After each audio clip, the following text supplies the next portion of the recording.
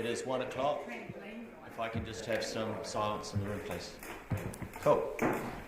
Welcome everybody to the August 2nd meeting of the Infrastructure Services Committee. As we start this committee, there is nobody listed for public forum, but before we carry on, I will remember to do the health and safety check, which I always forget. I think everybody in this building has already seen it, so I'll do it relatively quickly.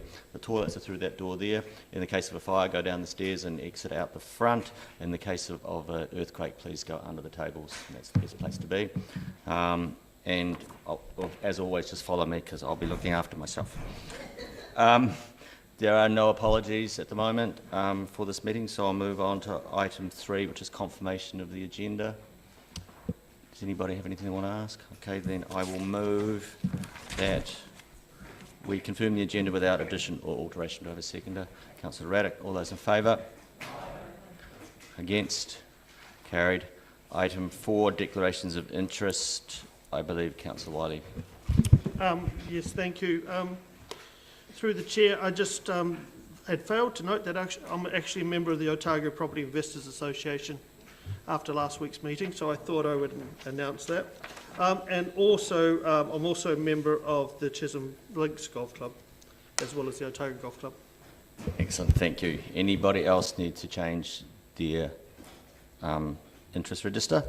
If that's the case, then I will move that the committee amends the elected members' interest register and notes the proposed management plan for the elected members' interest. Second to Councillor Raddick. All those in favour? Aye. Against? Carried. Item 5, confirmation of minutes. I move that the committee confirms the minutes of the Infrastructure Services Committee held on the 14th of June 2021 as a correct record. Councillor Benson Pope seconded, or do you want to speak? Sorry, yep, sure, before we do that. Sorry, question about the content. Do you want to do that now?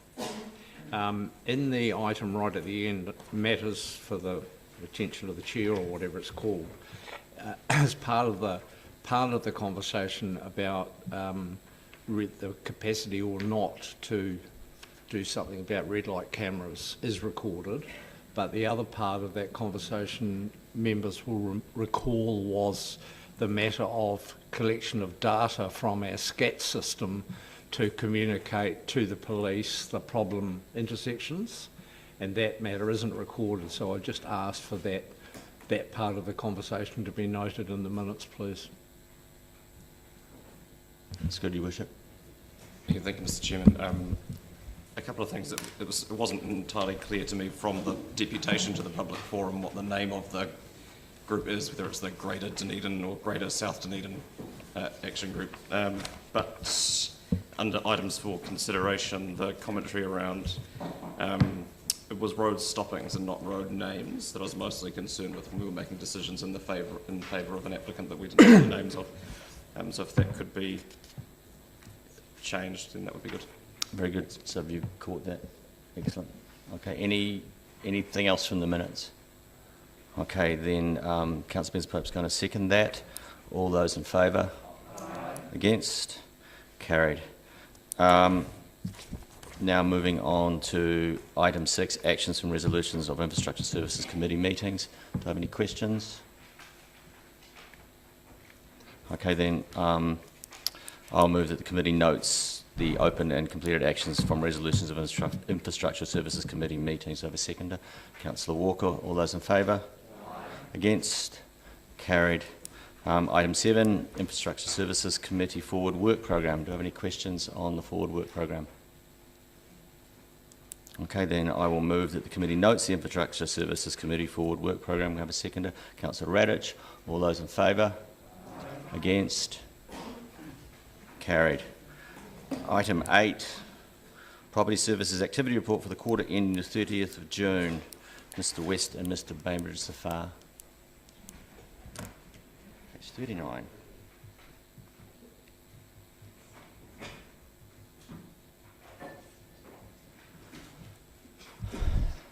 Thank you, gentlemen. I assume your worship to be taken as read. Is there anything you want to say? Okay, any questions? Councillor Houlihan. Thank you. Can I ask on page 41, number 11, every tenant is visited annually. Can I just clarify, so is it just that annually, I assume means once a year, because normally with private landlords it's every 3 months by, for your insurance you have to do it at that time frame. So it's just once a year for the council, is it? As a minimum, yes. Okay. Where it's required to do more, we'll do more, but the minimum is once per year, yes. Okay, thank you. Councillor Garrett. Thank you, Chair. I'm particularly interested in item number 15. Mr Bainbridge, I see that the physical alterations that you encourage them to go through the Ministry of Health for funding. Is that always successful for all of the tenants that apply? Do you know? I wouldn't know. So my next question was, how do they manage in the meantime? Because we can't always do the renovations, and you noted it was the shower over the bath situation. How do our tenants cope in the meantime if they don't have the appropriate configuration for their disability needs? I mean, there'd be a range of different answers to that, depending on the tenant and their specific needs. Where we can, we work to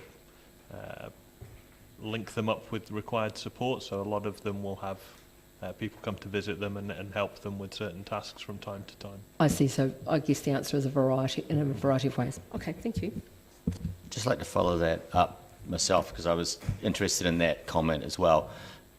Is the implication in that it almost seems the implication in that is that we're expecting the tenant to do the capital works to improve the bathrooms, which I can't imagine we are. So what is it that we're asking them to get from the Ministry of Health?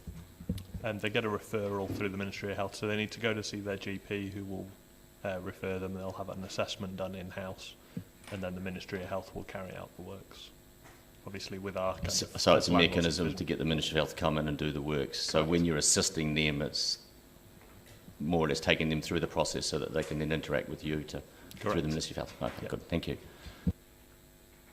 Councillor Elder. Yeah, just a question. In 13, tenants gave positive feedback on the whole. In fact, 98% said their housing meets or exceeds their needs. I was just wondering where we are with the healthy homes upgrades, and I note that a number of them said how warm and comfortable their units are. Yeah, so the changes to the Healthy Homes legislation came into effect a month ago, 1 July this year, for any new tenancies, with all tenancies need to be completed by July 24. Yes. So we've just started at the moment going to visit all of our tenancies and seeing exactly what will need to be done at each one, with the programme completed through by 24. Okay, thank you. Cool. I was moving ahead. Councillor Walker. Thank you, Mr. Chair, and thank you for an excellent report as ever. I just wanted to allude to part 42, which is your very extensive list of next quarter things to do. It's going to be a busy quarter. And item F there, where we talk about public toilets, planning to build, etc., etc. So my question relates to the decision we made in the long-term plan around the likelihood of a toilet potentially going on the shared path in year 2022-23. I just wondered if at all there'd been any conversations with Downer, Wakakatahi, etc. at the moment, and I ask this just so we can perhaps avoid a double hit for the community, because of course there's a lot of work there now. It'd be nice to maybe fit it in while there's still work going on rather than it starting all over again. Yeah, those conversations are just commencing. Councillor Radish. With two things. Firstly, jumping back to disabled people wanting modifications to their units. Clearly, most of the tenants report that their units exceed their expectation and cover all their needs. How many, do you have any idea how many disabled conversions we've undertaken this year? for instance, in the first 6 months of the year? It'd be very, very few, Yes, certainly less than 10. It may even be 0 in the first 6 months of this year. yes. So that was, to be fair, that was my expectation that, in fact, it's not much of a problem, and any time it happens, it gets resolved quickly with the Ministry of Health, which is great. And the other thing, further to Councillor Walker's question about 42F public toilets, the Exeloo at St Clair Esplanade appears to be past its use-by date. It's the interior mechanism is very rusty, and it breaks down regularly. I don't know, I brought this to attention to Parks and Gardens recently, but not to yourself. So my first question is, are you aware of that? Is that for you to deal with, or for Parks and Gardens, Parks and Reserves to deal with? Yeah, no, my colleagues at Parks did pass that one over, so yeah, we're dealing with that issue with the doors. Yeah. Thank you. Councillor Houlihan. Thank you. On page, if I put my glasses on, page 44, where it's got the graph at the bottom on rental income for community housing, July and January are quite significantly different to the larger amounts. Do you mind just sharing why that is? Yeah, rents are charged fortnightly, so twice a year. A month has 3 fortnights in it. All right. Lovely, thank you. Your Worship. Thank you, Mr. Chairman. Just checking in, it's great to see completion dates for the School Street and Palmyra redevelopment projects. Given everything that's happening in this construction sector and various supply chain issues, what degree of confidence do you have that we'll meet those? Palmyra's going really well and has been ahead of schedule through the whole project, so we're very confident on that one. School Street, we have run into some challenges getting particularly the window hardware from overseas, so less confident on that one. Yeah, thank you. And just finally checking in on there's comment made around the roof replacement and compliance upgrade works that were done at the Edgar Centre. Was that before or after the recent issues the venue had just before tip-off of a basketball game, which seemed porous? Yeah, they were unrelated. The Edgar Centre is made up of multiple buildings with multiple roofs. Some of them are in better states than others. But the work that's referred to in here was on a different part of the building. It wasn't on the More FM Arena where the netball game was. And has that been followed up from a maintenance point of view subsequent to that? Yes, it has, but it will need more roof works in the coming years. Thanks. Councillor Wiley. Thank you. I have a question relating to the council investment properties. I note that there's a higher than budgeted by 220,000, paragraph 32. My question is that when I look at June 21, it's dropped a little bit from where it's been over the last few months. And, I understand there's a couple empty spots at Wall Street. Is there any other reason why that income is down? That's an apology on me for that one, I'm afraid. That graph is incorrect.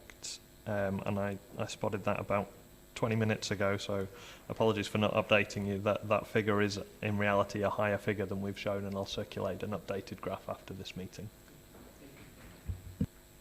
Councillor Lord. Thank you, Chair. I just want to follow up on Councillor Elder's question, just really for the sake of, I'm assuming that, well, I won't assume, so your question, or Councillor Elder's question referred to the making our flats cosy homes. Now, over the years, I'm sure I've sat here lots of times and there's been turnaround times while they've made houses comfortable and that as they have. So I just want for clarity that we do not have, for example, 900 houses that don't meet requirements. For a lot of these places that are built on flat slab, there will be no way you can do underfloor.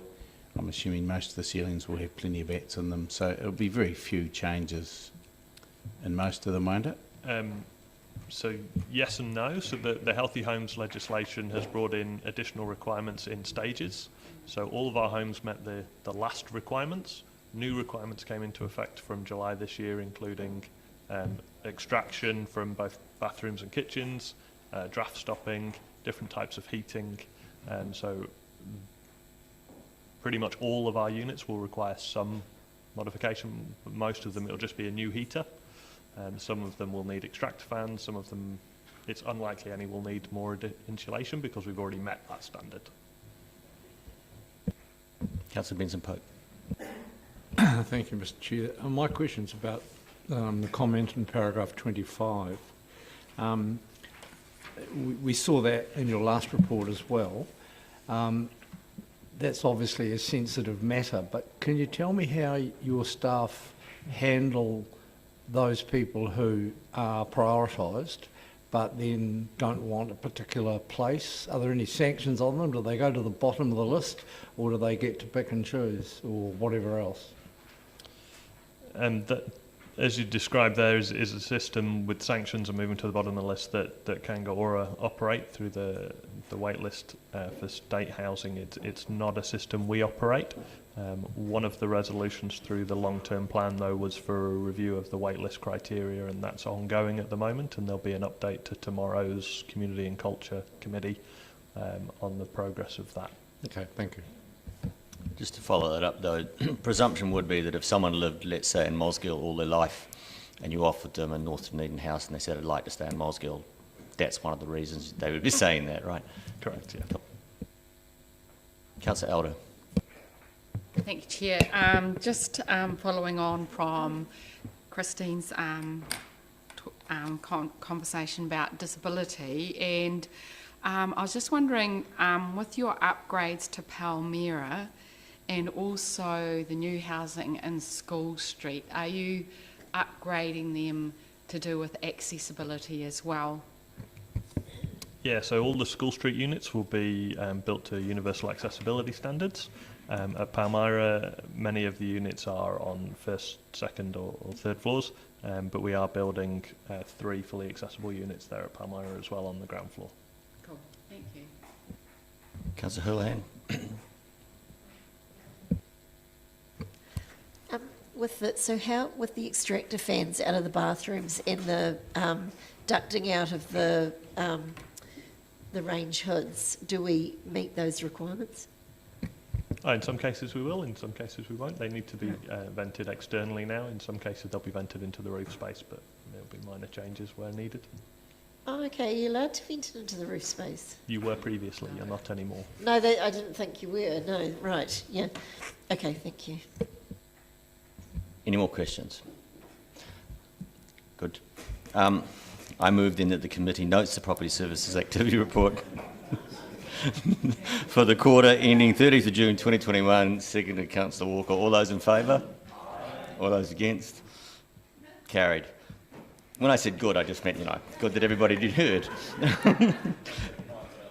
Item 9, Parks and Recreation Activity Report for the quarter ending 30th June 2021, Mr Pickford and Mr McLean.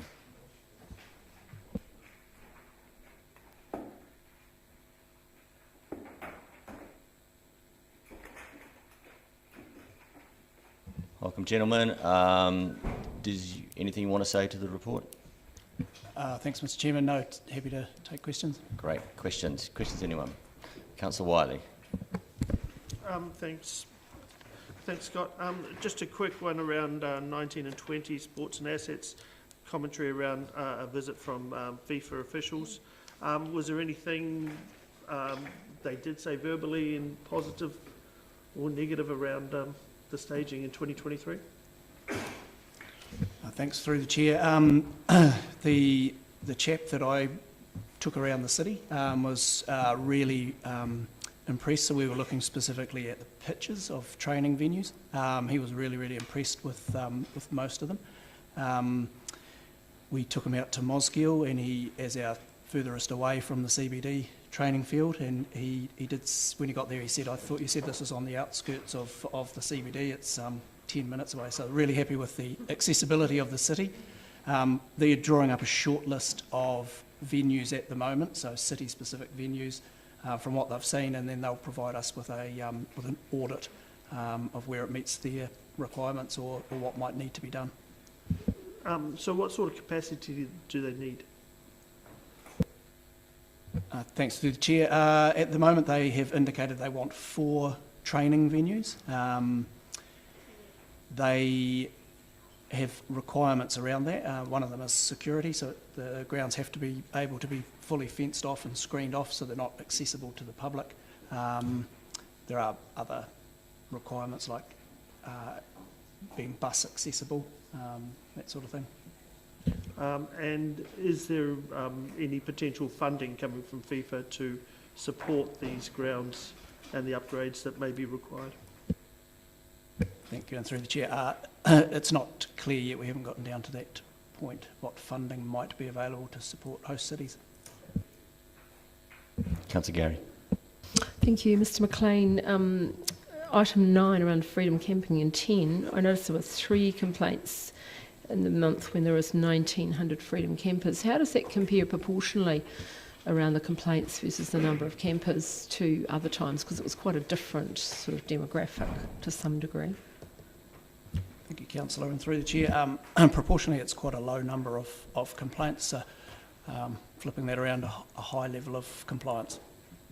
Indeed. And following that, any thoughts about what's going to happen next season? I mean, I guess it's anyone's guess in terms of the borders and so forth, but will there be funding to still do the work that has been done before, or how will that go? How will we manage that? Thank you. Indications at this stage is that there'll be no more funding from MB. They said that last year as well, and then they came through with some funding, but we've been preparing for no external funding, so we've put it into our budgets anyway. Thank you. And on Taironi, it's great to see the progress there. The artwork, what's the time frame for that, completion of that, do you know?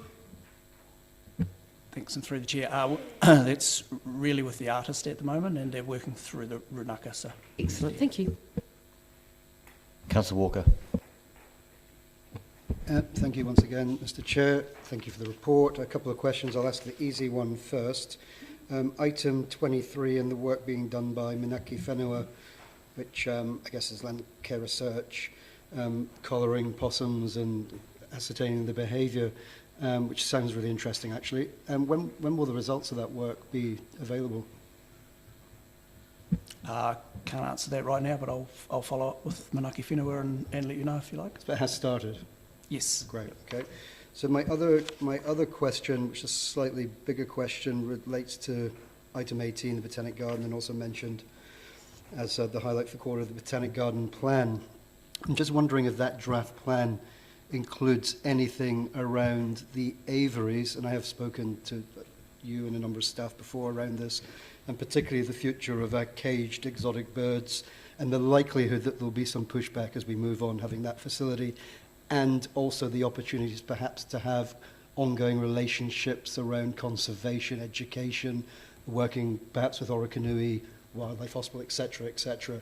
Is that part of the draft? And if not, will there be an opportunity to include it at some stage? Thanks, through the Chair. Yeah, throughout the engagement phase of this first draft, it's become clear that there's a wide range of views on the use of the aviaries, its future, opportunities for partnerships, opportunities for education. Do we have a role to play in carrying out sort of conservation through our existing partnerships and that sort of thing? So what's likely to happen as a part of the implementation plan that comes out of the Botanic Garden plan might be a more detailed look into the aviaries and its future potential. Follow-up question. So I guess I know the answer, but obviously there'll be ample opportunity for those agencies, Orokonui, whoever, to be part of feeding into that process. Absolutely, yes. Yep. Thanks. Just want to follow up from Councillor Walker's city sanctuary question and reporting in general. We're a fairly big contributor to that. Is there a mechanism by which these activities are reported when they are completed, so we can get a full report on the activity? Would that be able to come back to the committee? Yeah, thanks, Mr Chairman. Yeah, well, we have a number of milestones that we report through Predator-Free Dunedin up to Predator-Free 2050 Limited.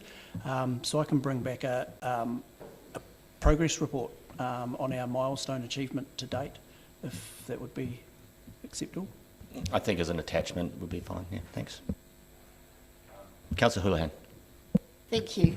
Yes, I'm thinking of the football field opposite Palmer's Concrete, you know, that's sort of opposite, it's opposite the stadium as well, but diagonal, not sure what it's called, but that's all open, but they have some of the best football grounds there. So would we have to have a, like they do have really good grounds, I think they use it for the academy at the moment, would we have to fence that off that people can't see in, or, you know, could you just put a bit of low-lying, you know, I don't know, a bit of something around there, a bit of wire or something? So regardless of what ground, and you may be referring to the artificial turf, perhaps? Yeah. So they're not looking at the artificial turf for a training venue, but that aside, they need, and they want full security, so screened off, not accessible or visible to the public. Oh, wow. That would be a huge cost, wouldn't it? Those costs have been built into the city's bid. But, okay, lovely, thank you. Councillor Radich. Yes, I was just wondering about item 11, the Treeby King Reserve Management Plan. The community had quite a bit of input into the original draft. How does it ended up? Has the community been heard on that?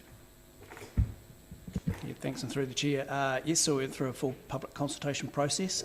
It's recently been to the hearings committee, and it will be coming forward to a planning and environment committee near you very soon, with a recommendation to adopt. So all of the feedback from the hearings was incorporated into the draft. Your Worship.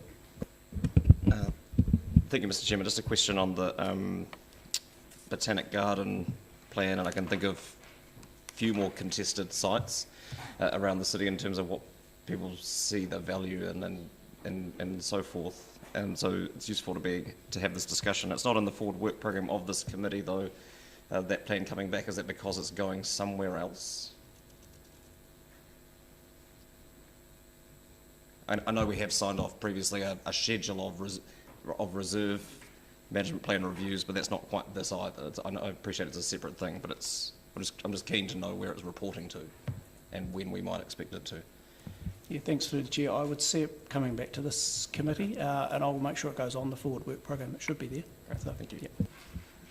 Councillor Barker.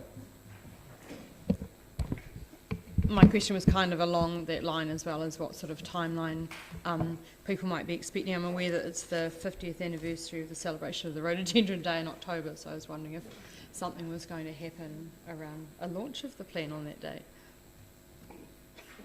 No pressure. Anyway, my other... Don't worry about that one. I just want... It would be great to know the timeline, because obviously there's a lot of people that are really interested in the plan, and it's a place of great love from everybody. The other question I had was just around the strategy, the Parks and Recreation strategy, and on the monitoring and review, the action plans. It says that they'll be reported to the council and shared with stakeholders on an annual basis. And I see that we obviously have the levels of service that are reported in the annual DCC annual report. However, I just wonder what the process is for reporting on the strategy. I'll have to go and have a look at that and come back to you if you like. Councillor Elder. The other day, we signed off and talked about the Masters Games. Today we're looking at FIFA, and FIFA came and assessed our grounds, and one of the things that our grounds can be is attracting people to Dunedin. And I was just wondering what FIFA's feedback was upon our assets around Dunedin with regard to playgrounds and sports fields. I mean, sports fields, really. Yeah, through the chair. It was specific to the 4 training venues that we put forward. So they'll be giving us their formal feedback. This week we'll have the short list of the venues they've selected out of the 4 we put forward, and another couple that they did look at whilst they were in Dunedin. They'll give us their feedback on what ones they want us to pursue, and then they'll give us a full audit of where we meet the requirements or where we might fall short. Did they have a general comment about have we got lots, or what the city has to offer? No. They're more specific. Okay, thank you. Councillor Houlihan. Thank you. Just following on from that Truby King question, can I just clarify, has there been engagement with other families of the people who died in the fire at Seacliff? And following on from that, will there be a memorial, in that area for those people?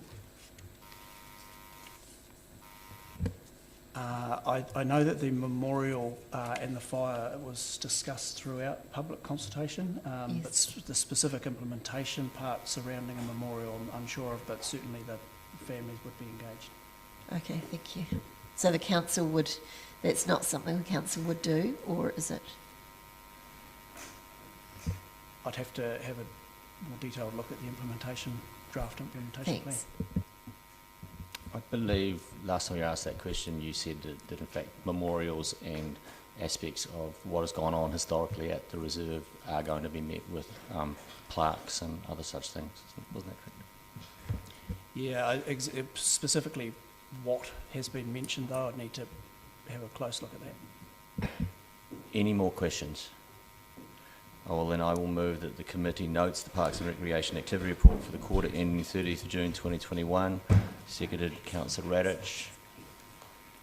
Does anybody wish to comment, or any Councillor Elder?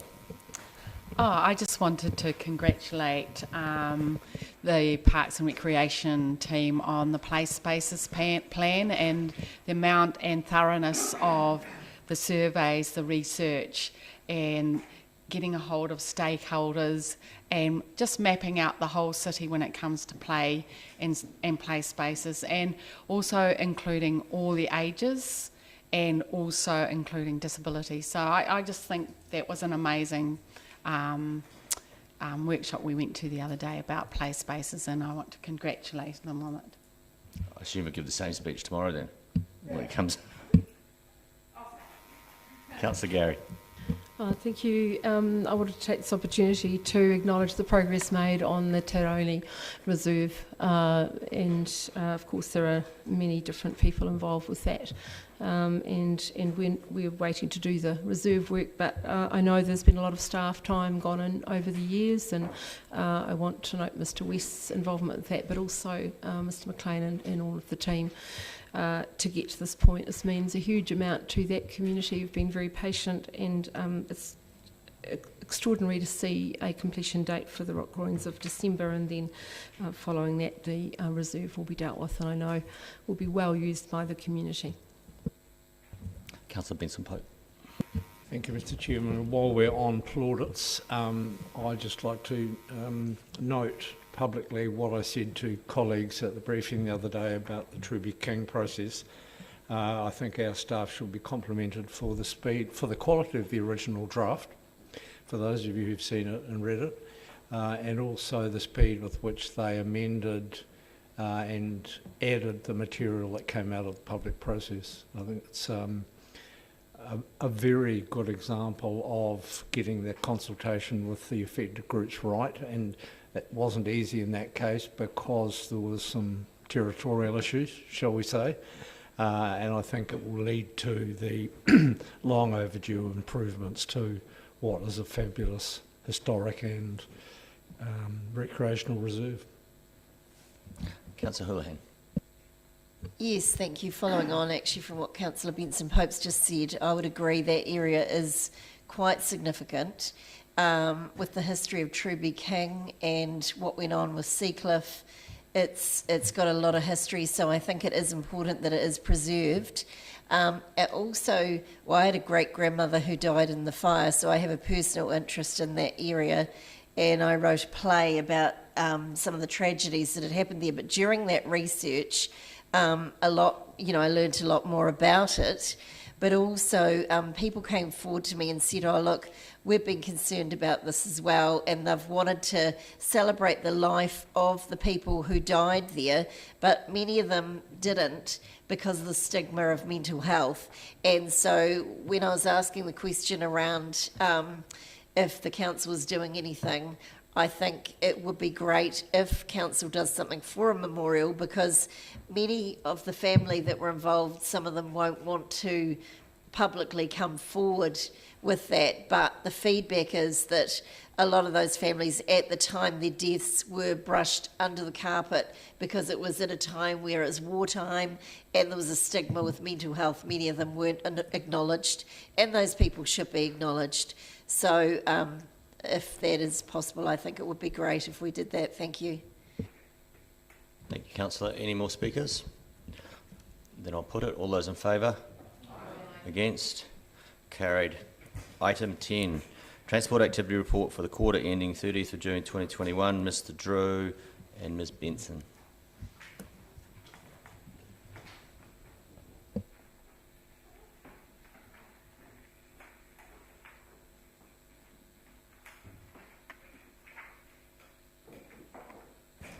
Welcome, Janine. Anything you want to say to the report? No, happy to take it as read. I have a quick question before I take questions, which is to follow up on the items for the chair on red light cameras. I was wondering if you could speak to that. Certainly. So our traffic and intelligent signals staff member has alerted the police to the fact that we actually have a lantern on the Crawford Street, Jetty Street area where the overbridge joins State Highway northbound, State Highway number 1 northbound, and the middle aspect will show that will actually. Sorry, I'm technically not explaining this particularly well, but it will show where people have run a red light, and we can actually pass that data on to the police. So you can stand there and see where people are running. That aspect will flash, but we can pass that as a data set to the police. Thank you. Some councillors indicated they want to ask questions, but I didn't capture you, so I've just caught Councillor Lord. Thanks, Janine. Hey, look, there was just a couple of things I wanted to know, and I realise some things are political, like whether we have a seal extension budget and that, but at the moment, do you do any extension of seal work when you get to a point where it becomes patently obvious that that's a sensible thing to do, or are we just repairing existing seal? Just repairing existing seal. We don't do seal extensions. The other thing I just wanted to ask about was on page 60 of the report at the top, quality of claim work. It looks like we've had a bit of a drop over the last year or so in some of the quality. Now, can you just explain to me, I think I know what that means, but that's jobs that are getting audited that are basically not done to a suitable standard. That's correct. So we have staff members that go out and look at jobs that have been completed and then audit that job against the claim that's come through. So when I look at, for example, October, it was 95%, then drops to 82, then January there was an 85, up to 91, and then we got down to 79 in April. Is that timing of doing a difficult job in colder conditions, or what's causing that?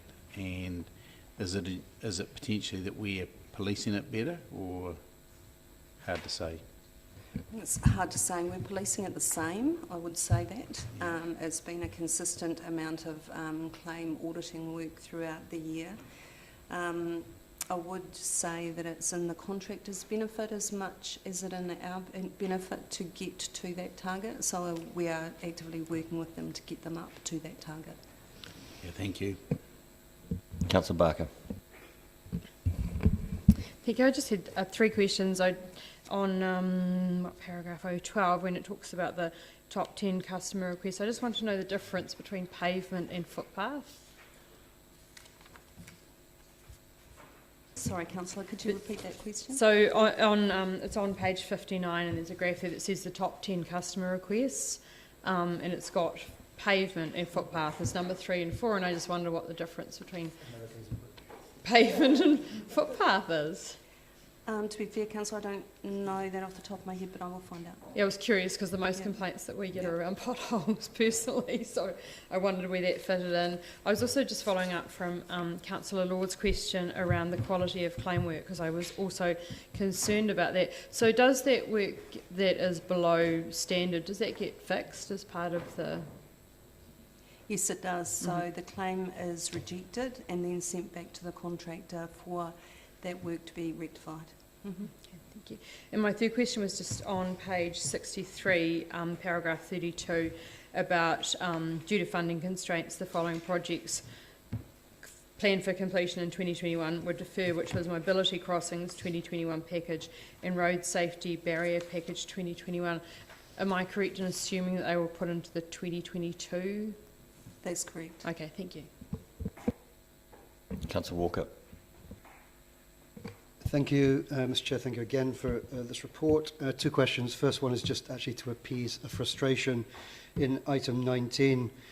Is there any reason in future if we could include a macron over the A in Maori and spell Pacifica correctly and have a macron Most over the definitely, first A? Councillor. Okay, thank most you. definitely. Second question, I think this has been brought up before, and it's I guess it's around item 25, sort of, and it's a question that's I think Councillor Benson-Pope may have raised previously about the shared path out in the peninsula. When the tide's out, there is a very large drop off the path. What are, and I don't want to open a can of worms here because I love the path, what are the regulations over that? Because I don't want us to be in a situation when there is an injury or worse, when somebody inevitably will go over there.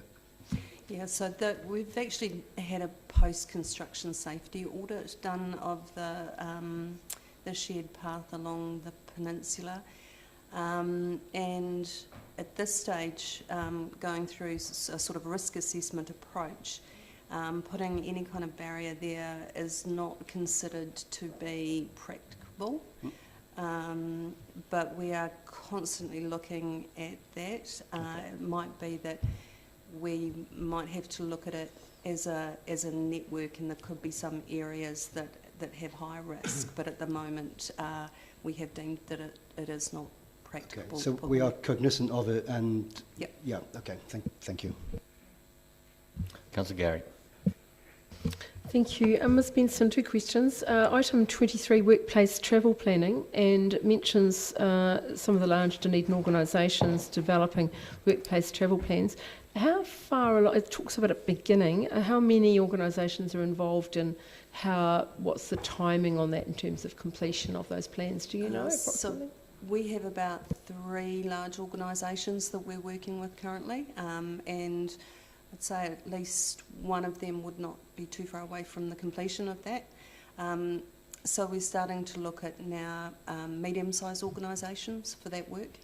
And will we get some sort of report back at some stage in this kind of format in the activity report on, Yes. on how that goes? Yes. Great, thank you. And my second question is around the next steps, item 34.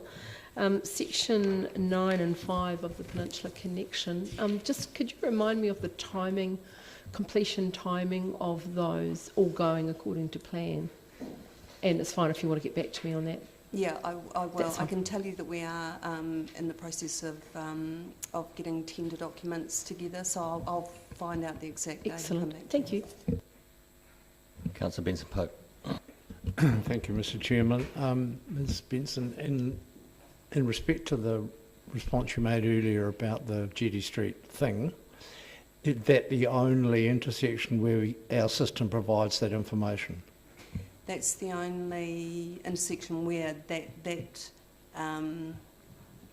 particular thing is but we do have CCTV that we do provide to the police as well. The comment that led to me asking that question last time was a comment in the report or verbally, I think probably the latter, that said that there was a capacity in our system, but the data wasn't easy to extract to provide information to the constabulary about whether there was a problem or not. So is that the case on a wider field than that one intersection? Not anymore, Councillor, because we bought some software to patch that particular problem. And are you looking at that? Yes. And the second part, if I may, Mr Chairman, was the other question at that meeting was a question about our capacity to, or whose responsibility it was to install or investigate the installation of red light cameras. And when do you plan to report to us about that? I probably can't tell you this, ISCOM, but potentially next, councillor. I think that would be something we'd have to agree with the police. We certainly do have the capacity, though, to give the police more data now. Right, thank you. Just want to follow up with Councillor Benson-Pope's question, in as much as this is probably something for the Road Safety Action Committee. And then I was rather surprised to find out that Councillor Radich has not been to a meeting yet, which means there hasn't been one called for a while. So maybe we'll follow up with that as well, if you don't mind. Your Worship. Oh, thank you, Mr Chairman. Just further to the discussion around the minor safety improvements projects and which things have been deferred due to the well-traversed lack of funding made available by Waka Kotahi. My question really is around how low risk is calculated, because things could be low risk at a population scale but higher risk for affected individuals, thinking particularly of the mobility crossings work that has been deferred. So can you speak to how those decisions get made? I'm not confident that I can, Your Worship. I could certainly find out. Low cost, low risk tends to be around vulnerable users. School packages are considered low cost, low risk, so and I would imagine mobility would be as well, but at this point, until the NLTP is finalised in September, I don't have a view of what that looks like at this point. That's fine. I mean, it doesn't have to be covered at this meeting, but it would be useful to get a sense of how that prioritisation works within the funding constraints that we've been dealt. Thanks. To follow His Worship up, I believe, is it not that low cost, low risk talks about the ability to deliver the program, but the selection for the program is based on road safety data? In terms of if there's a safety component to the program, you could have a low cost, low risk program that is not a safety program but a functionality program. Yes, that's correct. I would have to check, but I'm not sure about the correlation between BSI statistics and the low cost, low risk program. Councillor, I'd need to check that. Councillor Lord. Yeah, sorry, Janine, I'm asking this question again a wee bit differently, but so going back to those seal repairs, well, then maybe not all seal repairs, but I think of 3 roads out in the Torrey, and one of them may potentially be state highway, but I know 2 of them for a fact aren't, so it is us fitting the bill, where bits of seal have come up and they've sort of come along and patched it, and then a week later there's another bit, the bit of replacement seal comes out, but the hole's twice as large, and you know, this can go on for 6 months or a year, and then eventually they come and do a proper job. And I'm just wondering, have we paid them to fix those bits multiple times, or like it's blatantly obvious to me, and I'm not a road engineer, but I can see that the first fix is only ever going to be just a band-aid on a bullet hole sort of thing. It's not really going to fix the problem, and it does tend to be that a lot of jobs look like they're just done by people that don't know what they're doing, or certainly don't care about what they're doing for a start off. And I'm just wondering if there was any data as to how many jobs you actually turn around and say, no, look, this is a crap job, we're not going to pay you for it. Or so, have we asked them to do a crap job sort of thing? So we will be working, I think, within funding constraints, but we do have something called the Maintenance Intervention Guide, where the DCC staff and our contracting partners, Fulton Hogan, we sit together and we look at the treatment for a particular road activity to figure out whether that's the most appropriate treatment for the asset.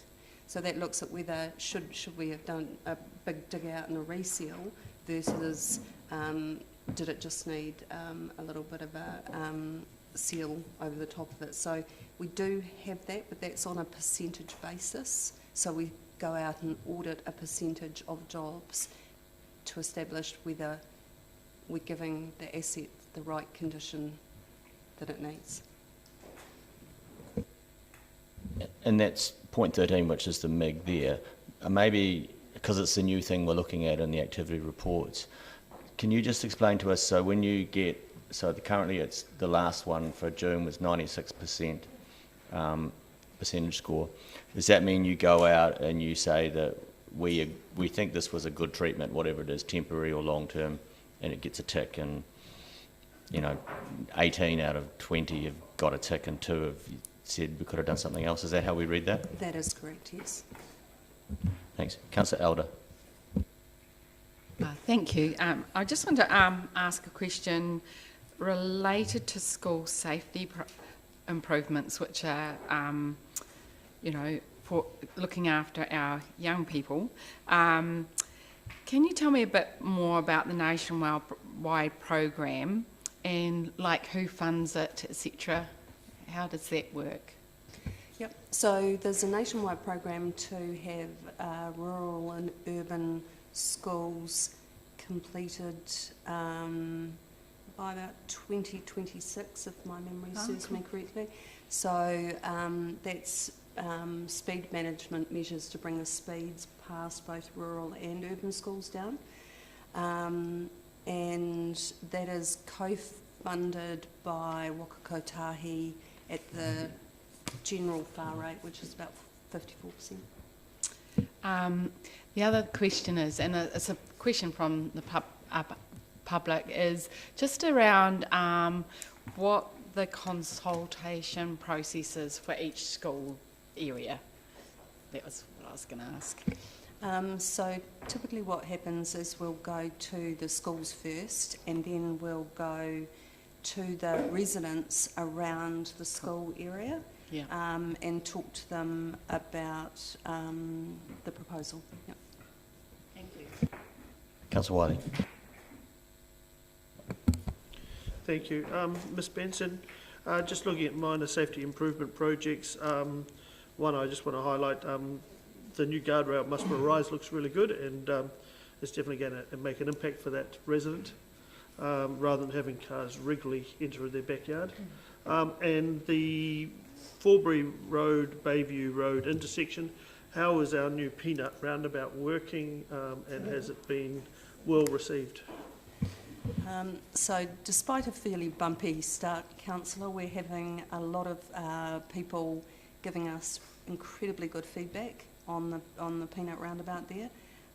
We've had a lot of unsolicited feedback from the public about how much they like it. And a lot of really good feedback from the OSC around the bus manoeuvrability about it. Yep. Councillor Houlihan. Thank you. Yes, on that peanut, what benefits are there compared to the other roundabout? Why did we need to do that? What is the difference? So it's quite a complex intersection there. It just slows everyone down, but it also, in going through it, it forces you to look in multiple ways for different traffic coming from different areas. Okay, yeah, I regularly go through there. Is that so? The roundabout didn't allow people to go slow enough. Was that the concern? Going slow, but also being aware at that intersection, at that area, was important. Right. I'm very aware that the shops there have suffered quite a lot, and I think to the point they're a bit distraught. Have we given them any support in any way, financially, or is there anything we can do to help them? I'll answer that. Chief Executive. We've been in pretty detailed contact with the businesses in that area, and have been working closely with them. Okay, thank you. Can I ask, this is a completely different subject, where do we stand with privacy on the red lights? Is there any legal issues we'd face if we start sending information to the police, or are we allowed to do that? I'm just wondering. I'd probably need to check that, Councillor. My assumption would be no, because obviously someone's broken the law, but I'll check that out. I just wondered if there's any privacy issues here. And just going on, a question that Councillor Walker raised earlier around the walkway and steep drops. One area around Ravensbourne, there used to be quite high trees that are along there, that when you drove along, you didn't, it sort of acted as a bit of a barrier. And now those trees have been cut down, it is a sheer drop down there, like quite as, I think maybe that might be an area Councillor Walker was referring to, I don't know. But of course, if a car came down there, they could hit someone on the track. But my immediate concern will be for people driving along, well, for both people really, is that if you're driving along there, all you need to do is sort of look out sideways to your left, and you know, you could sort of be off, because there's not even a wee small barrier there. And am I correct in saying that your answer before is that the advice you had wasn't that a barrier wouldn't help, or? So the answer to the question before was about the pathway and the ocean. If there's a problem between the road and the pathway, we might have to look at that specifically. Right, yes, just along that area particularly. Well, there's some areas where there are straight drops on that side of there's probably is on the other side as well, but this one's particularly steep. And I mean, it would be great to have a barrier along there, and I just think it would, you know, help the safety. That would be my understanding. I think if councillors have issues around the whole network where they would want design things to be, I think they should raise it actually through Mr. Drew or me, and we can bring it back to staff. But as it relates to the activity report, I think whether we could end up designing a lot all day if we're not. I hear you. Thank you. Councillor Benson-Pope. Thank you. Another question that's actually prompted by something in the next report, but I think this is a matter for the transport responsibilities. In the campus in particular, there is an issue with broken glass.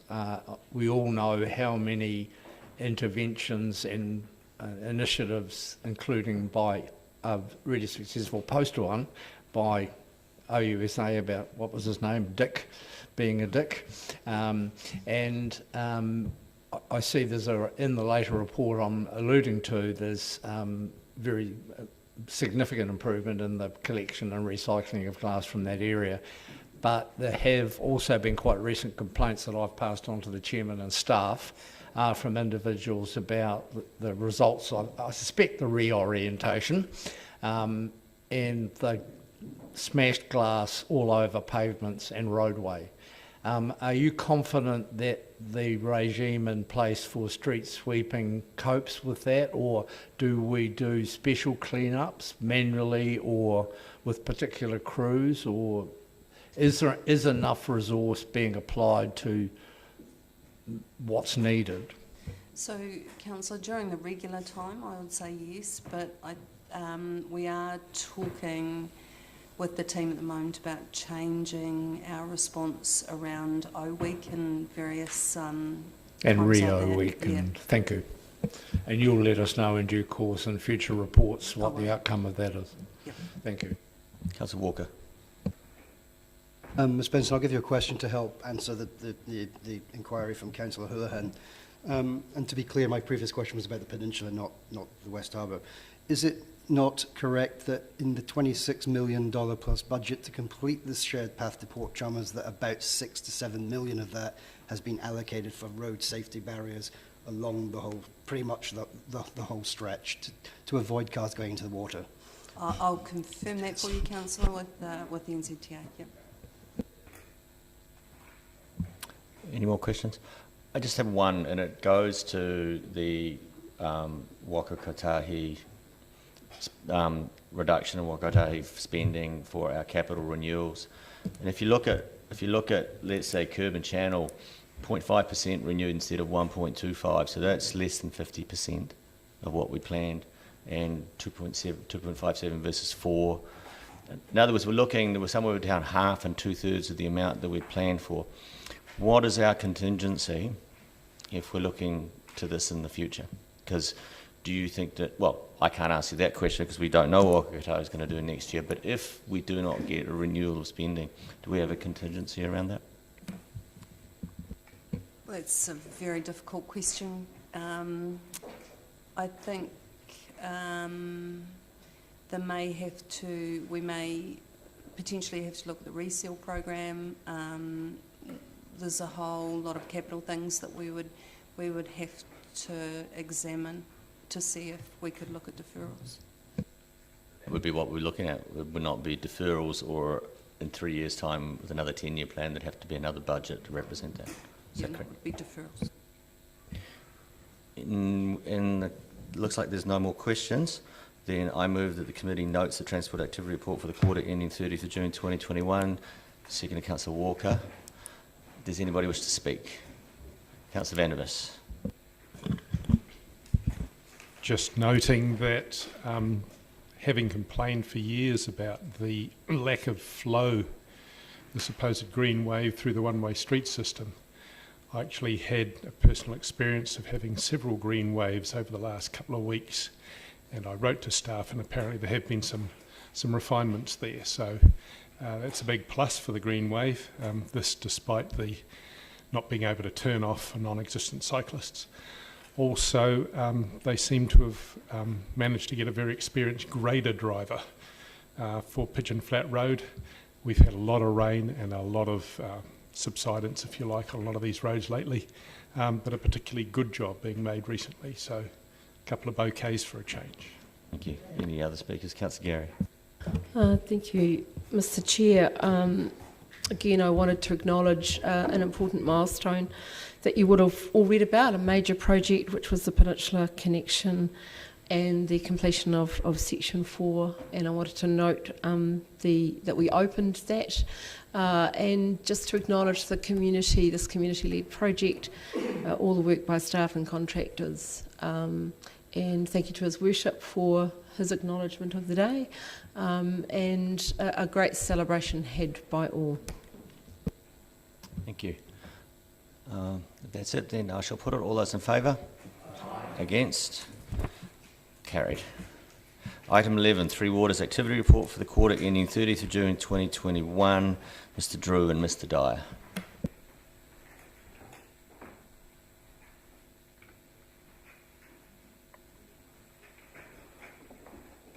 I can time you're looking very rested these days. Do you wish to speak to your report? No, happy to go straight to questions. Questions, Councillor Gary. Thank you. Item 38, I just wanted to be reminded, Mr. Dyer, the public-private stormwater projects priority list.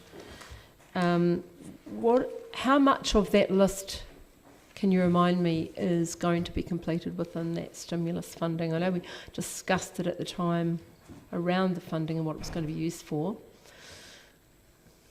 Largely that stimulus funding is being used for other projects, but we are still progressing the watercourse program alongside that. So can you just remind me what the quantum of that priority list is now, because it's changed over time? Would you know approximately how many projects are on that?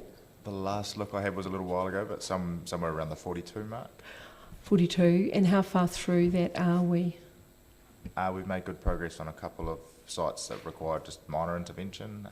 We are working on quite a significant site in Bath Street at the moment, and a number of others are in design as well. So we are making good progress with just the long lead times of all of the problem solving that's required at the start of this work, then moving into construction. It's take a little while. Thank you. Councillor Lafisa. Tēnā koe, Mr. Chair. Tēnā koutou to you, Tom, and your team. Forgive me for my lack of concentration, and please be forgiving of my ignorance of this question. It relates to wastewater treatment plant renewals, 33, on page 73. And it just started me thinking about, again, I've asked this question before. So, is my understanding that Kaikorai 4 is off, or is not happening? Because I'm thinking ahead to, the Green Island treatment station, and then trying to prevent runoff or down, to Surrey Street, etc. Yeah. So we've done a little bit of learning over the last 3 years and cut our program a little bit differently. So by and large, a lot of the projects are the same or similar, but we have scheduled them slightly differently. So we've needed to undertake work at Green Island prior to doing some pipeline work, and we've needed to undertake pipeline work in other parts of the city prior to getting into Kaikoura Valley 4, which is a stage you referred to in the top end of Kaikoura Valley. So we've adjusted those, but by and large all of those projects are still moving forward and are still likely to be undertaken in one way, shape or form in the next 5 years or so. I just have a follow-up question. So then, if there was to be another event like 2015, in terms of, I mean, I know you've taken action at Surrey Street so that it doesn't come up in people's homes and lose, but in the general street, you know, with the manholes, what would happen, do you think? It's hard to say. We have made some improvements, but it is still likely that if we had that level of rainfall that we'd have some wastewater overflow in some parts of South Dunedin, and that we'd have some surface area flooding in some parts of South Dunedin. Just want to follow up the councillor's question around actually the impact of the timing of the Caversham Tunnel and its contribution to the cycleway network. Is that component still on schedule, which is about 5 years away, but I just want to make sure it's not getting further out? I don't think it's further out at this stage, but I'd have to double check. Thanks. Any more questions? Councillor Lord. Sorry, I did notice in the opening summary that your capital works you'd spent 35.4 million and you were ahead of budget. Quite a good effort ahead. It was supposed to be 30.9 that was budgeted. And what I'm just wondering is, how was that made up? Is that a combination of carryover projects from last year and then doing, or do you move into the next year's work, or do jobs just cost more? How does that work? All of the above. There was we had some work that carried over into this financial year from last financial year. Into last financial year from the year before.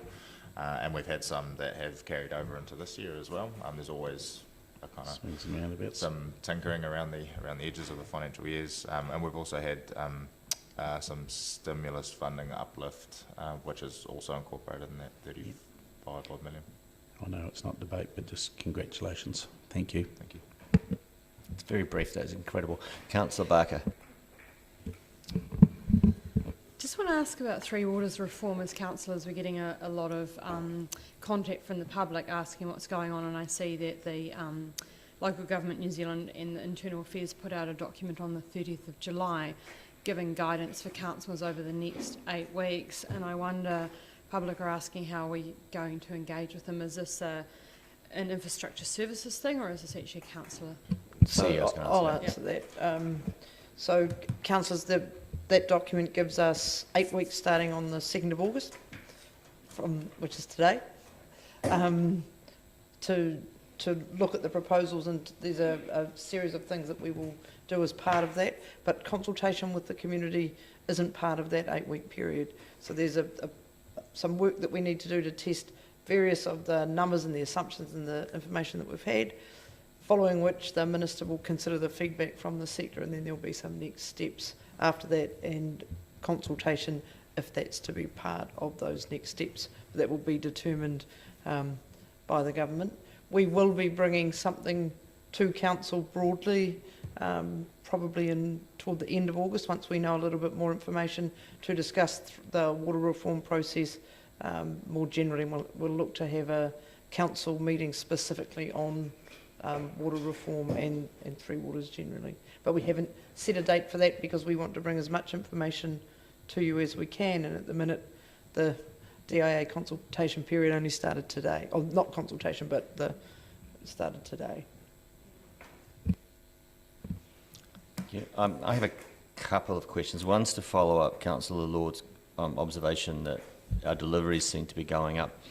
Is it some of the structural things you've done, like the longer term contract with suppliers? Are we seeing here that we're starting to get actually a greater ability to execute as we go along? Yeah, over the last couple of years, we've changed a few things in terms of contract structures and the way we work with the market, and we think they're certainly yielding a higher level of productivity year on year. And we've also managed to move through the kind of early or slower stages of design and planning for a couple of projects as well that are now coming online in terms of construction, which means there's a bit more money that goes out the door. Cool. And then my other question, it goes to planning and our work program and outcomes. If you look at number 20, which is the number of water main breaks, and then 22, the number of unplanned water main shutdowns in minutes, the break number has not really gone down that much, but there's been a dramatic decrease in the number of minutes. Would you like to comment on how that happens? It can be a range of factors. Sometimes it's as simple as luck. The mains that break are small or easily fixed, and other times it can be bad luck as well. You know, larger diameter. We have water mains that range from 0.5 metre in diameter down to less than an inch, and they're quite a different prospect to repair. We have similar KPIs on them in terms of timeframes and all that sort of thing. So you see a bit of variability there. We see periodically improvement from our contractor in terms of their delivery of service, and that relates to fluctuation in staff numbers and a whole bunch of other things. But at this stage, they seem to be going all right. Just more a question along, has there been any targeting of saying, okay, if this main breaks, the impact of this will be much greater than if this one does, so that have you targeted that, kind of done that, and is that why we're seeing that come down a little bit? We do that as a matter of course, and over time, over the kind of 5-year scale, you should expect to see those sorts of trends starting to implement. I think a good example of that is the wastewater overflows that are and wastewater blockages that are mapped in these graphs. In the water main space, we're seeing quarterly fluctuations that point to something a little bit more localised and a little bit more acute. Councillor Elder. Just regarding blockages, it had been noted that nappy liners and wet wipes were high in the blockage count, and also they create fatbergs. Do you think the education around nappy liners and wet wipes and such like has made a difference to people's behaviour and therefore less blockages? There has been a little bit of those kind of campaigns in the last little while, and they have made a difference. Anecdotally, staff tell me that there's been a reduction in this type of thing. That it's also been coupled with a lot of ownership from the supermarket chains and that sort of thing in terms of what they sell and how they'll market things, or how they will allow products to be marketed. But at this stage, it's probably a little bit more for us to do, because we are seeing a bit of, we see more strain on the network at the moment resulting from those kind of materials being flushed. Any more questions? In that case, I move that the committee notes the Three Waters activity report for the quarter ending 30th June 2021, seconded Councillor Gary. Does anybody wish to speak? I'll just give a brief comment. I see, if you look back over the last 2 years, things like the average duration for unplanned water main breaks, the number of blockages of the system, they're all starting to show a downward trend. I think this is an example of Mr. Dyer's team, and actually Mr. Drew's leadership, executing the plan that we really did start on around about 2 or 3 years ago, and I think I would really just like to reach out and say that you're doing a great job on looking after our infrastructure systems, and may we still have them in a year or two. Any other comments, Mr. Walker, Councillor Walker? Slightly off-piece comment, but I just want to make note of it as a friend of mine. I just want to pay homage to Ken Shaw, who retired last week from the Three Waters after joining by mistake as an 18-year-old. So good luck, Ken. Your Worship. Yeah, thank you, Mr. Chairman. Because the spectre of water reform has inevitably been raised at this meeting, I think it's worth alighting on that momentarily, and I know that I won't be alone in being asked by all and sundry what my personal view or our collective view is on the proposals that are before us, and it's difficult to take one at this point given how much detail there is still to be made available to us, to say nothing of the audit of the data that has been presented.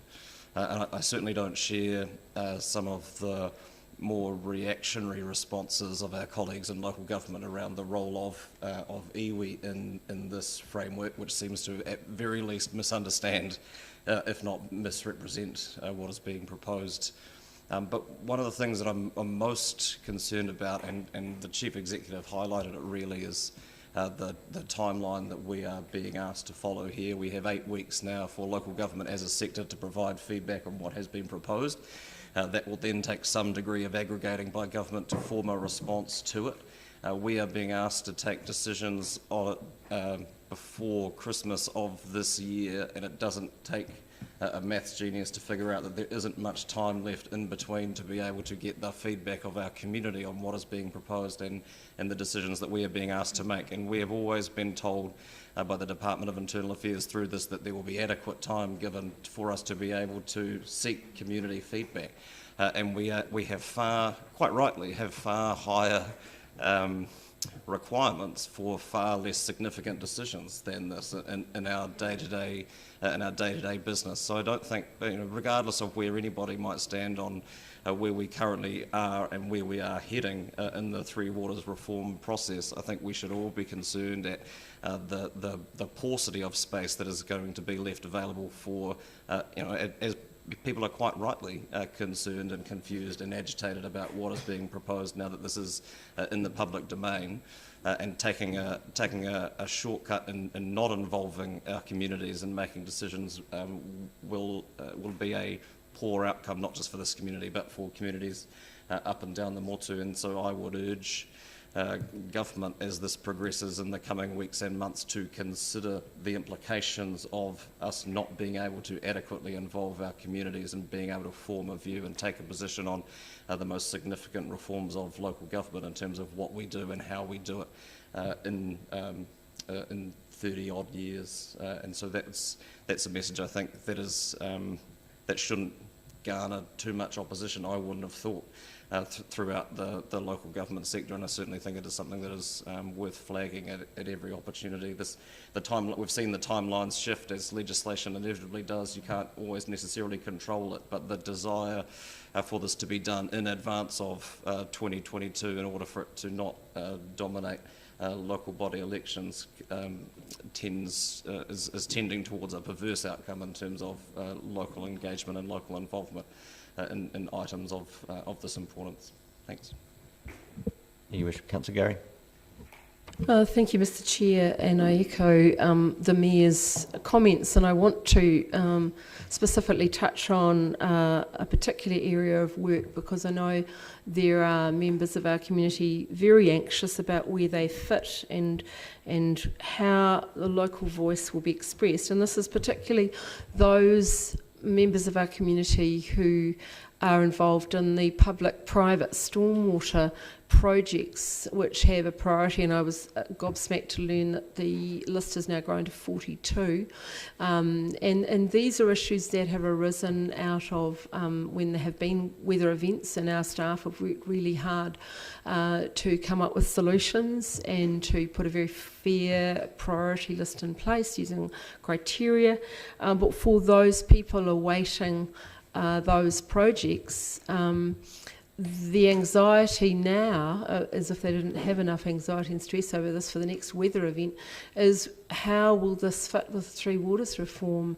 Where will their voice be? Where will the priority be? How on earth will this be achieved? So that is an example of the kinds of anxieties within our community, very specifically for people who have experienced this and gone through a process. I secondly wanted to just acknowledge the water team and all of the work that has gone on recently. I know my colleagues down the table have echoed that at various stages, so I just want to acknowledge that. There's been a huge amount of work done and effort done by the team, and ahead with the water reform. So thank you to Mr Dyer and all of those who contribute to that work. We are very grateful and the community is very grateful. Okay, any other speakers? Councillor Houlihan. Very quickly, I just want to say I agree with the comments the Mayor has made, and I have the same concerns. I've said it numerous times, but you know, this process does seem to me, anyway, to be very rushed. We couldn't do this at this pace, which, well, we could try, I suppose, but we'd get a backlash, and rightfully so. So a lot of local government members are concerned about it. I certainly am. And some of the feedback I'm getting, that I'm sure all of us are getting, is around the assets. And, you know, people are saying, well, we've, as ratepayers, they've paid for these assets over many, many years. And in the reforms, the recommendation is that they just get handed over to the new entity. You do have to question some of these decisions. So, I think there's still a lot more questions need to be answered, and it's been handled, in my opinion, very, very poorly by the government, which is a shame because they could have done this a lot better and looked a lot better for it, but there is a backlash to it, and I understand the reason why. I also think the priority needs to be emphasised, that we can't stress enough how important it is, and I've heard many interviews on it as well, around the argument of, they're saying, don't worry, there will be people in different areas to cover the work if needed.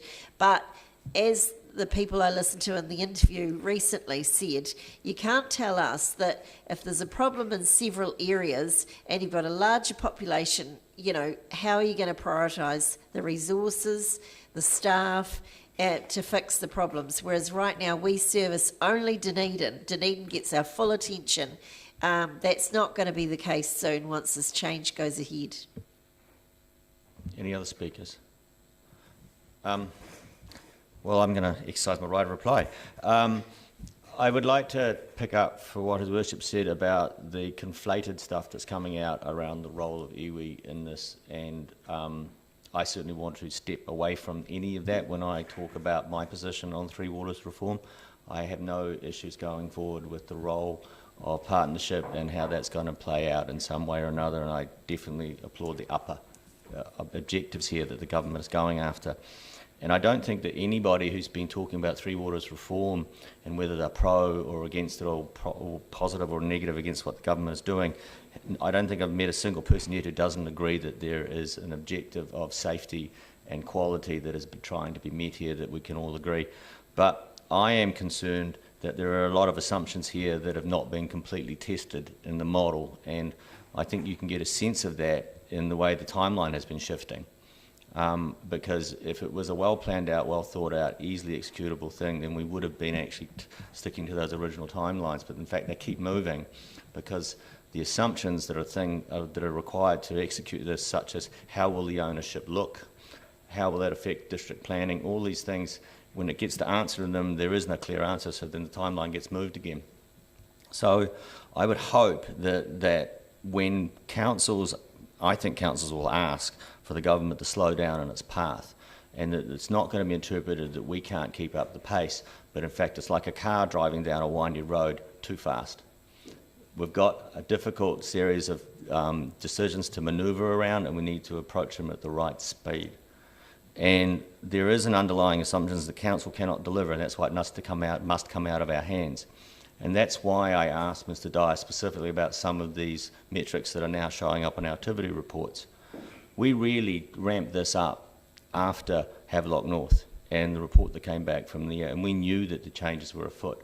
And we've brought in place now programs which are now 2 to 3 years old, and I think that we can now start to see the impacts of those programs starting to show up on our integrity of our network.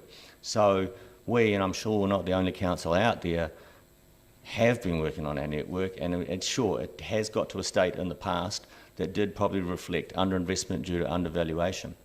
But I think that we're on top of it, and I look forward to what we'll be discussing in the next week or two, when the CEO comes to us with what we will be discussing. And I really do take His Worship's statement of one of the biggest importance here is this is a massive change of ownership that affects all the households in this house, in this city, and are we going to be able to consult on this properly? Or are we going to be asked to do this at a rate of pace which is beyond our ability to get a true answer back from our population base? And if the answer to that is not certain, then I believe then there is a need to slow it down. And I would ask the government to have a certain sense of confidence that it could still be around to execute this after the next election, because I do worry that elections are determining the timetable, and that's probably not the best thing when it comes to something like this. That said, we are noting the Three Waters activity report. and so all those in favour, all those against, carried. Item number 12, Waste and Environmental Solutions Activity Report for the quarter ending 30th of June 2021. Mr Drew and Mr Henderson.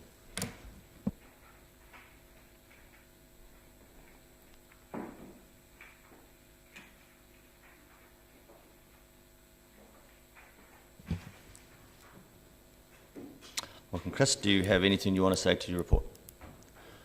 Any questions? Councillor Gary. Thank you, Mr Chair. Thank you for indulgence. I think this is probably a question for Mr Pickford, but related to this report, and that was around the item number 16, and certainly interested in hearing from you too, Mr Henderson, around Sophia Charter and the progress on that in relation to this item.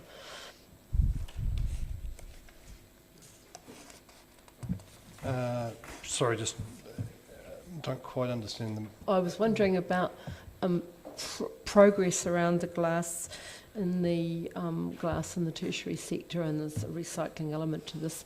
But in the context of the wider Sophia Charter work, I was interested to know how that was going.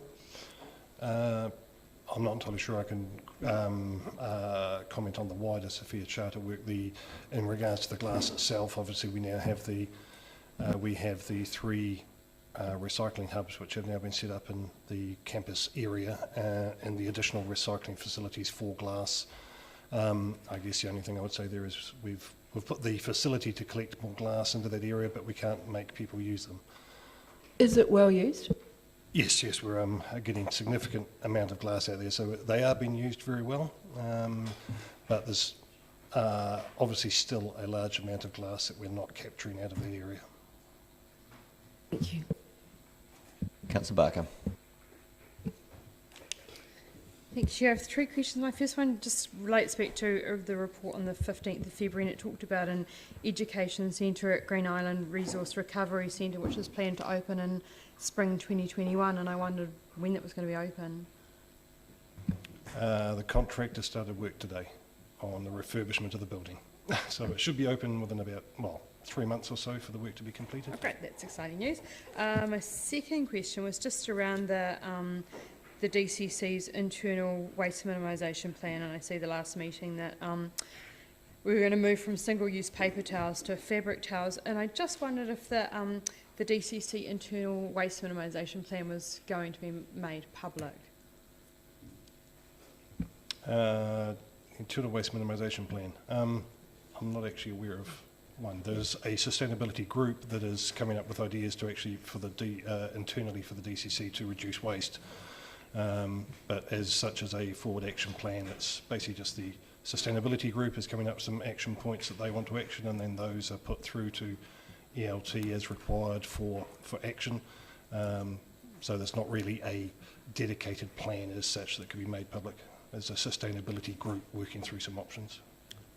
Okay, thank you. My third question is just around the waste minimisation and management plan, and I just wanted kind of to understand the reporting around it.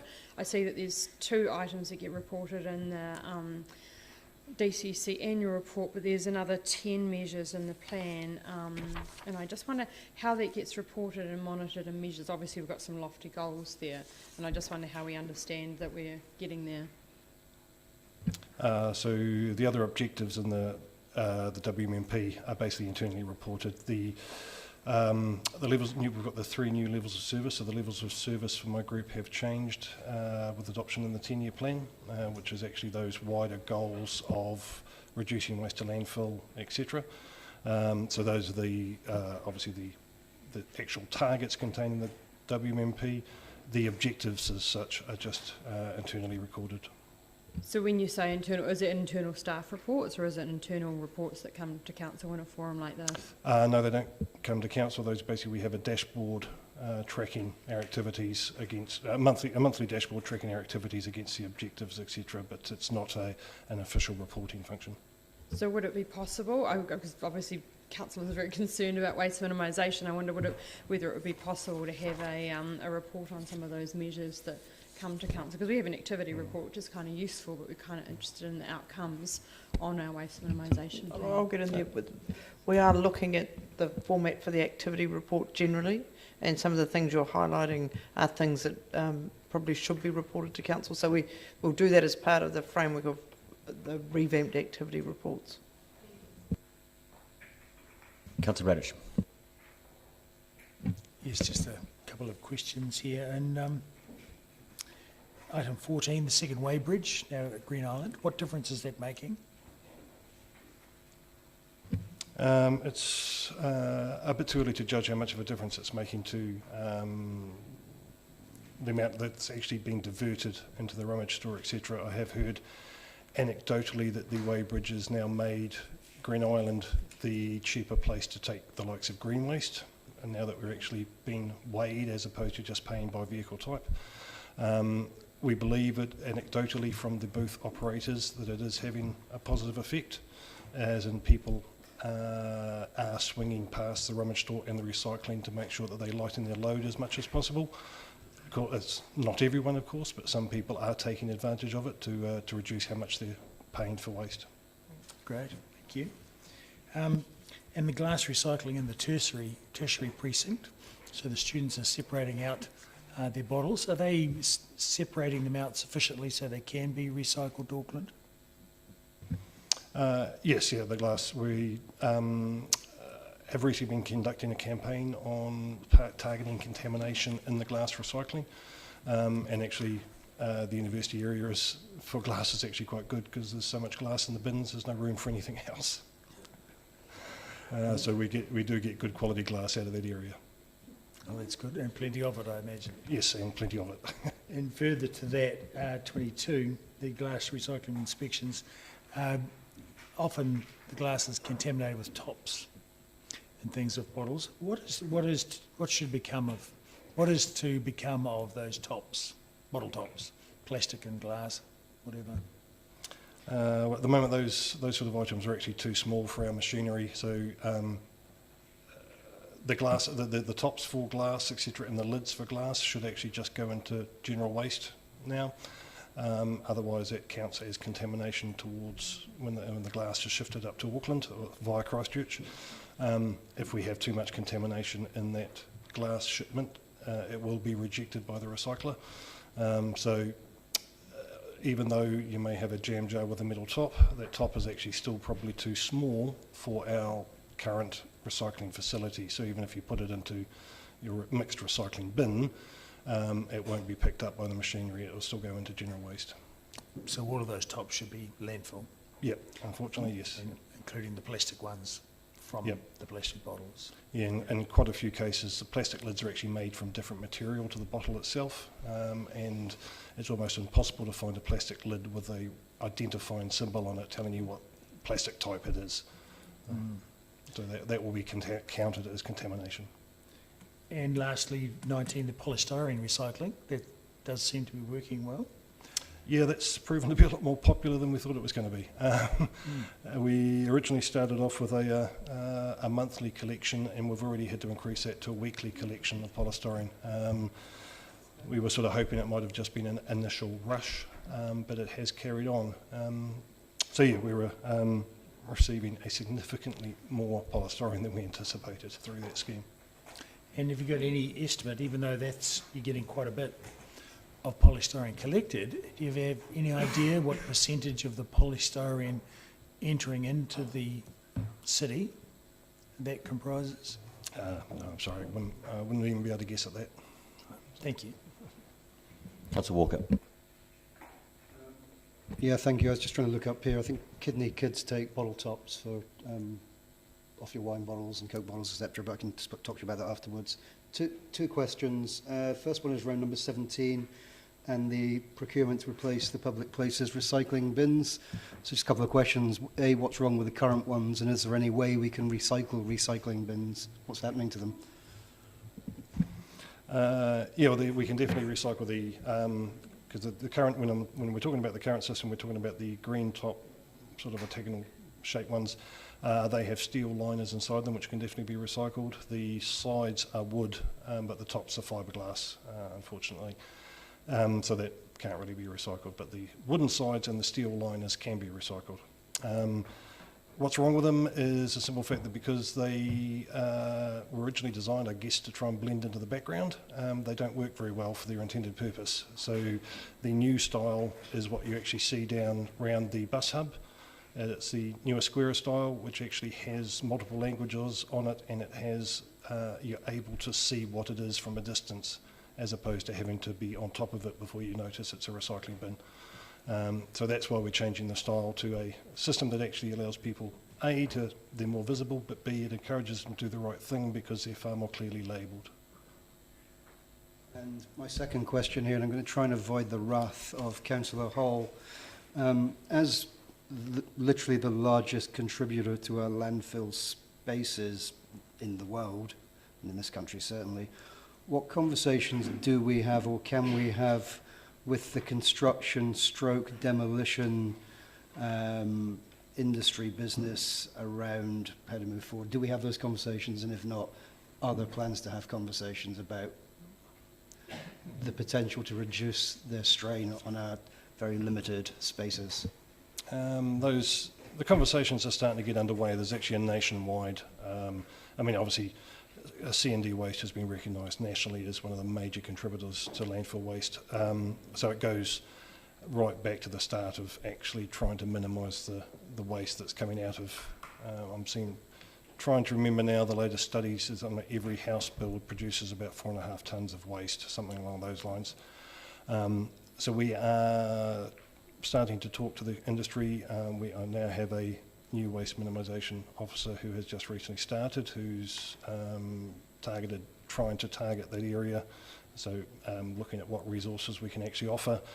We're also starting to look at little stuff that we can do around plasterboard collection and recycling, and talking to community groups about wood offcuts, what sizes, if we were collecting that at Green Island, what could they use it for, what sizes would they want?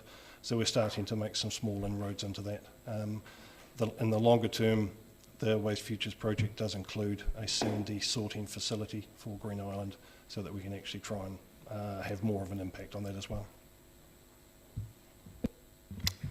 Councillor Hall. I would have to reply. Some years ago, I brought forward to council that for demolitions of buildings, that the council looked at reducing consents and allowing people more time to dismantle buildings rather than demolish them. Has that ever been looked into? Yes, so in fact even the School Street project, I believe it is, that Mr. Braintree Safar was talking about before, that has been a deconstruction as opposed to a demolition, trying to recover as much material out of that as possible. There hasn't been any move as far as I'm aware in the building consent space. It's more about actually the materials and the design, etc. There is a lack of ability in Dunedin for recovering materials from buildings. A lot of it actually has to go up to Christchurch, but obviously as part of the Waste Futures project we're trying to address that lack of infrastructure down here.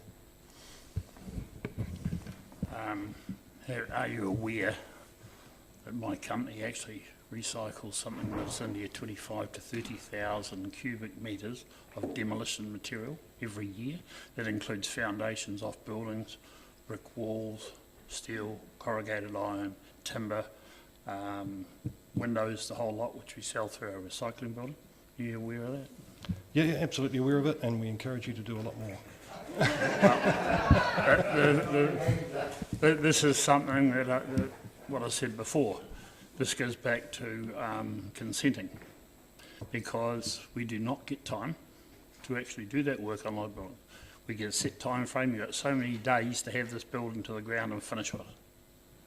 We just done one on Belclutha and 90% of it was recycled. It was crushed, all the concrete was crushed left on site, all the steel was taken off. The copper roofs were actually taken off and sold. I'm just making sure you know. Councillor Van der Vis, I think.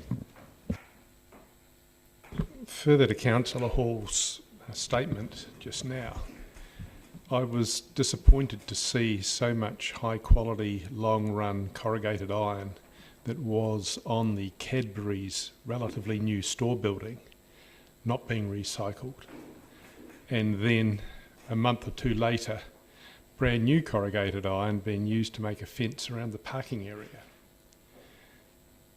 Is it possible, and this is probably a question for staff, is it possible when we issue a consent for demolition that we actually make a requirement that, especially when there's such large and significant amounts of material that is easily recycled, like long-run corrugated colour steel, is it possible for us to make a requirement of the consent that there is time and provision for the recycling of larger amounts of material? Perhaps Mr. Drew may have an opinion on that. I wouldn't know, but it's something I can follow up. Thank you. I was wondering, Councillor Van der Vis, would you like to raise that again when it comes to the next item, which is items for consideration for the Chair? Ideal, thank you. Councillor Radish.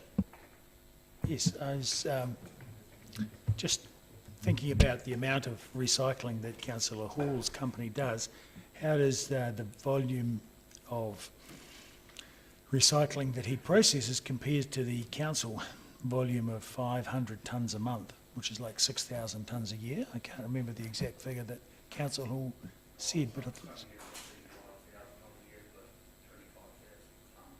25,000. Yeah. So that's many times what the council is doing. So Yeah, absolutely in that Sandy space. Yeah, definitely prohibitive us in that regard. We have not had that as an action point in the past, so there is no council-run construction and demolition sorting facility or anything else at this point in time, but it is as part of the Waste Futures project to establish one. yes, how much scope is there to increase our levels of recycling out there? If we change our fee structure to encourage so that the material is separated rather than having to sort it through, and then we can actually have a fee structure that encourages bringing in good material and penalises those that don't, then I think there's actually quite a bit of scope. Bearing in mind that at the moment Green Island does not receive the majority of construction demolition waste in Dunedin. That actually goes to a private landfill. So, yeah, we have limited scope in that regard. However, it goes just to simply to landfill. Yes, that's my understanding. I think there is some activity that goes on about recovery, but I don't believe terribly much. Yeah. Thank you. Councillor Hall, you good? Any more questions? In that case, then, I will put it that the committee notes the Waste Environmental Solutions Activity Report for the quarter ending 30th of June 2021. Does anybody wish to speak to this? Sorry, does anybody second it? Councillor Your Worship, anybody to speak to it now that's been seconded? Or start with. I think a lot of the questions that were asked today, and even comments in the question section, which is not uncommon for this council, really, or the chair, all I am on the council, are actually covered in the Waste Minimisation and Management Plan, and it's encouraging to see that the Chief Executive is going to talk about reporting to that plan when it comes to the activity reports I think there is a lot of stuff here that you can see there is a desire for reaching good outcomes, and I think the progress towards those outcomes and the mechanism by which we're doing it, including developing local capacity, which Mr Henderson noted we don't have local capacity for some of this stuff. But Councillor Hall may have argued that we probably have more than we think. The fact of the matter is that is actually inside a waste minimisation and management plan as a directive, and I think that we need to take. We've had plenty of people come back from in public forum and feedback in different plans that they want to see this happen. They especially want to see construction and demolition be addressed because of the sheer volumes that go through. And I think it's a legitimate question that Councillor Vandervis raised, is why is there nothing in the building consents, or can there be something in the building and demolition consents that actually require that we can't just do what happened at Scribes the other day. In fact, I took a photo of it as I went by. The doors were still on the building as they were crushing it with a machine. So there was no attempt to demolish it, to disassemble it. It was straight out, crush it, drag it away and send it off to a landfill. And I don't think that we can keep going forward with that as an outcome. So I am looking forward to future activity reports speaking directly to how it relates to our desires in the WMP, which is in fact our strategic document here. Other speakers? Councillor Hall. Talking about Scribes, that was a demolition that had a set time frame. Even though we got into it and we got half it down and the historic place stepped in and stopped us. There was no chance, otherwise that building would have been totally stripped if there had been time allowed for it. That would have had carry, that would have had everything in it. Any other speakers? Oh, in my right of reply, obviously that building probably did have colliery in it and other valuable things, and instead of being resourced and resupplied back out into what would have been a ready market for it, it's now sitting, adding the height of the side of a hill in Kaikoura Valley by about another 200 mils. So it's not a desirable outcome, so I'm hoping that the council can modify as we go forward. Back to the fact that we're talking about the quarterly report. All those in favour? All those against? Carried. Last item, items for consideration by the Chair. Councillor Vandervis, do you have an item? Yes, if as mentioned earlier, you could check with staff what are the possibilities for consent conditions requiring especially large amounts of reusable materials to actually be reused, and whether it's possible legally for consents to be granted with sufficient time limit to allow companies like Halls, for instance, to actually reuse the materials in the buildings. Yep. General gist of that, I think we've got it. Councillor Lord. Yeah, look, this is probably, I'm not sure if this is the right place to bring this up or not, but I just did a bit of a holiday, which because of the different way the ferry sailings went, I did the West Coast and then the North Island and then back down. And one of the things I noticed in lots of different places was lots of use of Maori art and Maori carvings and Maori designs and things, and I took at least a dozen photos on my trip. But one of the things I wonder if, and the reason why I ask it here is because I see them as sort of infrastructure art type things. It could be Maori Participation Party or whatever, but I saw beautiful carvings in places like Westport and Otahonga. I saw 18 big statues in Hastings, and the use of the upgrading since the earthquakes of the Kaikoura Road. They've got beautiful, and they're actually done in concrete, but concrete sort of almost guardians of each, I don't know what you call them, you know, sort of each inlet or whatever, but they may be 2-3 miles apart, and you're coming up against another one. Big concrete retaining walls, and they've got beautiful spiral Maori kuru and stuff. And it just, I think, for me, going to other parts of the country and seeing that, like it, I think it's quite beautiful, and I think it's quite useful. And I realise those things are done, you know, they tell a story, but I just think, you know, things like that around the New Cycle Way, for example, out the Peninsula Road, I think there'd be things that people would stop and look, and I personally think they look beautiful and nice, but I I realise you can't just manufacture them at this council and pour them out of concrete moulds and take response. I mean, we have to work through a process with the local Māori, but I just wonder if we could maybe put down so that in future we have more of that, like some pretty nice stuff. And I just see as a tourist when I'm driving around it something I enjoy, and I just think it's a shame we don't have more of it here. I know we've got wee bits, but... Thanks, Councillor. I might ask the Chief Executive, we have an arts and infrastructure policy, do we not?